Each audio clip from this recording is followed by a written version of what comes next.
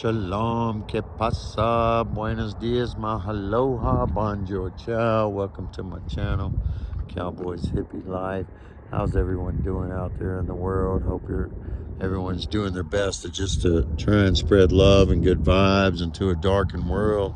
You know, being light, learning to love your enemies.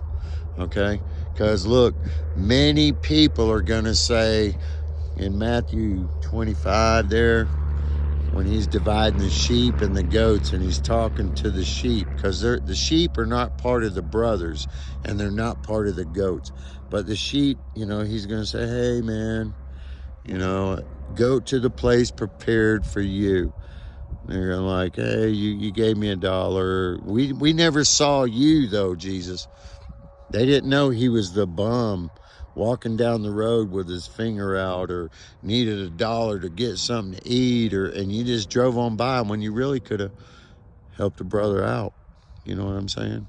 Because Jesus, I promise you, could be walking down that I-40 right now, and 1,000 people are going to pass him up.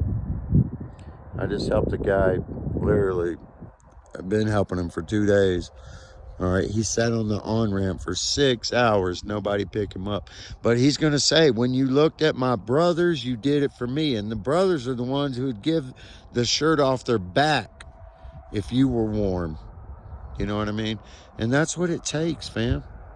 But every day before this sun goes down, all the brothers would come together. Those that had come together and they were living together in communities, and they sold all their shit and was like trusted in whoever God put in place. They don't trust a man. We don't trust no man, but we trust God in every man. You know what I'm saying? And people were appointed to be the bishops, leaders, and then some, hey, you got to wash clothes, boom. But they were all living together. And every day before the sun went down, they would all come and, you know, looked at themselves. Did I pass a guy on the road without at least offering him a cracker, you know, a 25-cent cracker pack that you can get for $1, you know, just to make sure he had a little something to nibble on, or anything like that. I mean, just, are you doing your part? Because Jesus is going to say, hey, when you did it for one of them, you did it for me, because I was in them. So, man, we can all give excuses and all that, and that's what the wailing and gnashing of teeth is going to be at Judgment Day, fam. You know what I'm saying? Man, you're going to be looking at yourself, because you got to be crushed in this life. Give to where it hurts, man. Hey, try, instead of paying your light bill, pay somebody else's light bill one time. You know what I mean? Some of you ain't even just pay somebody's light bill one time. Because I see some channels out there that I follow, they show all this bougie stuff, cabin in the wood, boo, boo, boo. You know what I mean? But I'm like, man, you could have 100 people living there. You know what I'm saying? Laying their life down. True, honest brethren. Trying to work it out. Learning how to communicate, love one another. Come back. Because once you have a 3-strand cord, beginning counsel, nothing can penetrate it if our Creator is the head of the... you know what I'm saying? And then the Holy Spirit is watering. But anyway, so until that kingdom of Acts 2:44 and Daniel 2 is built, which is brothers doing Acts 2:44, coming together, all their possessions coming together, you know what I mean? Overcoming vanity, pride, because Christ is sitting at the right hand of God waiting.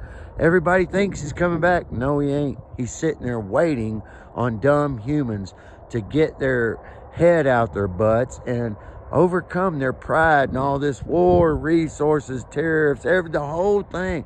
You know what I mean? All these Christian channels follow everything in the headline news, man.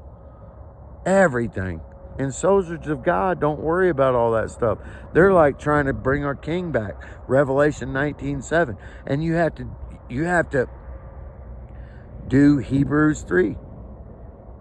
All right, you got to overcome the enemies of Christ. You got to show them that we're a worthy bride. We can overcome vanity, pride. It's not people, it's spirits, fam. And that's what we have to do out there.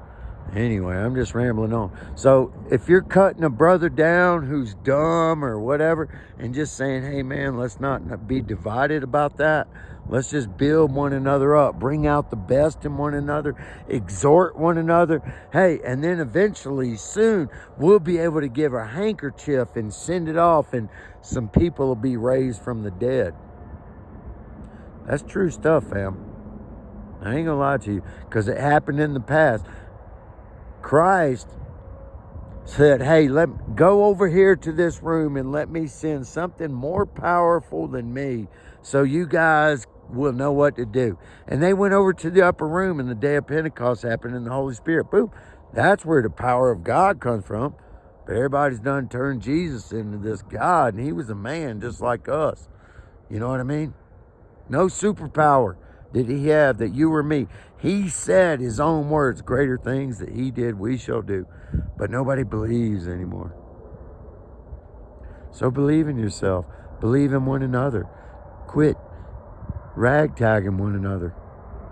I see it all the time. It's sickening. But anyway, much love. Spread love. Be love.